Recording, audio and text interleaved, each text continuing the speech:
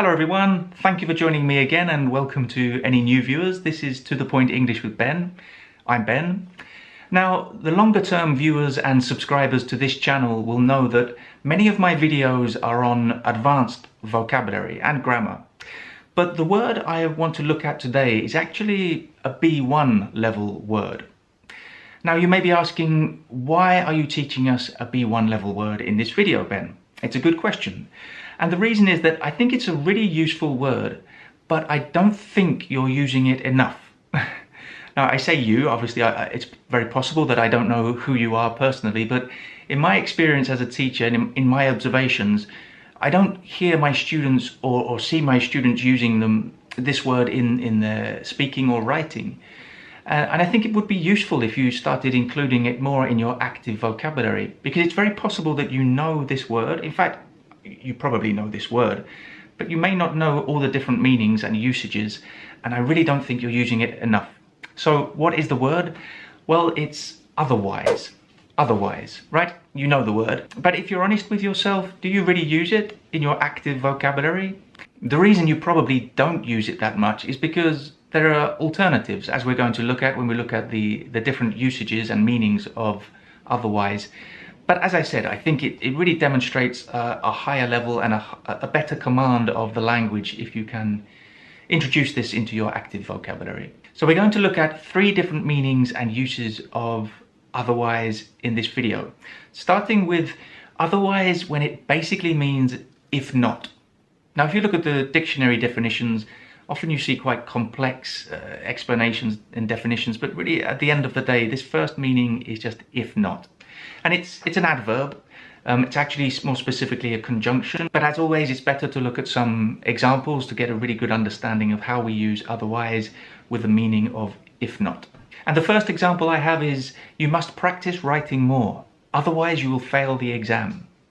Okay, this is very common with my students preparing for the Cambridge English exams. They tend to avoid the writing practice, and it's possible that they will fail the exam because of that. But yeah, you must practice the writing more, otherwise you will fail the exam. So it's basically saying if you don't practice the writing more, you will fail the exam. So if not, basically.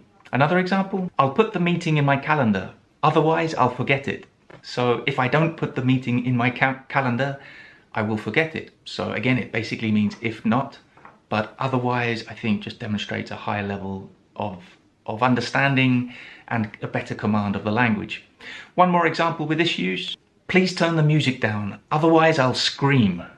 So please turn the music down, otherwise I'll scream. If you don't turn the music down, I will scream. So if not. Let's look at the second meaning of otherwise now. And this meaning is an adverb again, and it basically means differently or in another way. Okay, so again, the best way to understand it is through examples. I'll assume the party is at night unless I hear otherwise. So I'll assume the party is at night. So this person speaking is not sure, but is going to assume, is pretty sure the party is at night. And will assume that unless he or she hears otherwise. So unless they hear differently, unless they hear something different, unless they're told something that is different from what they assume. Okay, another example. I know I'm right, and you won't convince me otherwise. I know I'm right, and you won't convince me otherwise. So I'm so sure that I'm right, and there's no way that you can convince me in another way, that I'm wrong, basically, any differently. So I'm so sure that I'm right, so you won't convince me otherwise. Okay, let's look at the third meaning and use of otherwise.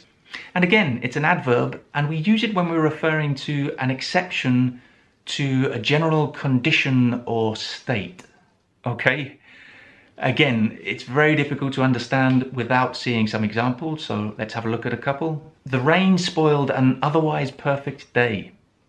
The rain spoiled an otherwise perfect day. So the day was perfect in general. Everything was great. Everything was perfect. All the other aspects of the day were great, were perfect. But the rain was the exception. So the rain spoiled an otherwise perfect day. So otherwise is basically encompassing all the other aspects of the day. Another example, De Niro's performance lit up an otherwise boring film. So De Niro's performance, Robert De Niro's an actor, for those younger viewers out there. So De Niro's performance, his performance in the film, lit up So to light up means sort of illuminate, or literally illuminate. But in this case with the film, so it lit up an otherwise boring film. So the general condition or state of the film, the quality of the film was that it was boring in all other aspects. So everything else was boring except De Niro's performance. So it was an otherwise boring film. So De Niro's performance lit up an otherwise boring film. Okay, so those are the three uses. I'm just going to give you one more example before we finish, and that is, make sure you lock the doors at night. Otherwise the monsters will get in. Okay, that's all for today. Have a happy Halloween, and I'll see you very soon for another video.